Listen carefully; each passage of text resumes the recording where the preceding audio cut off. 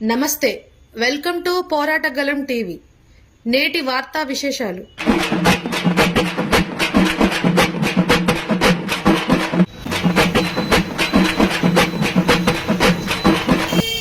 నా పేరు మొహమ్మద్ సలాం. నేను సిపిఐ పార్టీ జిల్లా కార్యవర్గ సభ్యుడి. ఈరోజు రాష్ట్రంలో, దేశంలో నిత్యావసర వస్తువుల ధరలు పెరిగి సామాన్య ప్రజలు ఈరోజు ఒక పూట కూడా గడవని పరిస్థితిలో ఉన్నారు. దేశంలో అనేక సమస్యలు ఉన్నాయి. అదేవిధంగా అనేక ఇబ్బందులు ప్రజలు ఎదుర్కొంటున్నారు.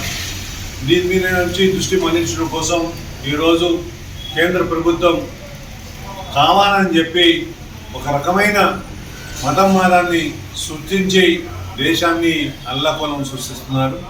ఎందుకంటే ప్రజల దృష్టి మళ్లించటమే లక్ష్యంగా పనిచేస్తున్నారు.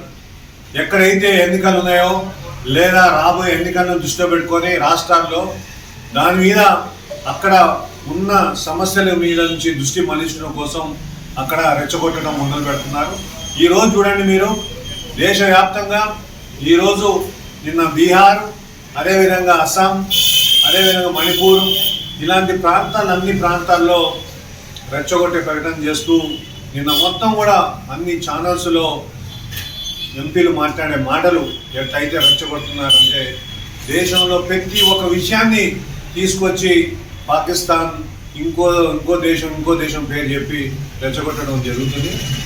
కానీ ఇక్కడ నిత్యం ప్రజలు ఎదుర్కొంటున్న సమస్యల మీద నుంచి ఎవరు కూడా పట్టించుకునే పరిస్థితి, మాట్లాడే దమ్ము, ధైర్యం ఎవరికి లేదు. ఎందుకంటే దేశంలో ఉపాధి అవకాశాలు లేకుండా యువత అంతా కూడా ప్రమార్గాలు బట్టి అటు ఇటు చూసే పరిస్థితి ఉన్నది. రెండవది, అదే కాకుండా మనకు డాలర్ వచ్చేసి ఈరోజు 85 రూపాయలు డాలర్ విలువ ఉన్నది. మన రూపాయి తీవ్రంగా పడిపోవడం జరుగుతుంది. అదేవిధంగా ఎక్కడ చూసినా సరే నిత్యావసర వస్తువులు ఈరోజు కొనే పరిస్థితి లేదు. ఎక్కడ కూడా ఒక పూట గడిచే పరిస్థితి లేదు. ఎక్కడ సామాన్య ప్రజలు తినే పరిస్థితి లేకుండా పోయింది. దీని నుంచి దృష్టి మళ్లించాలా.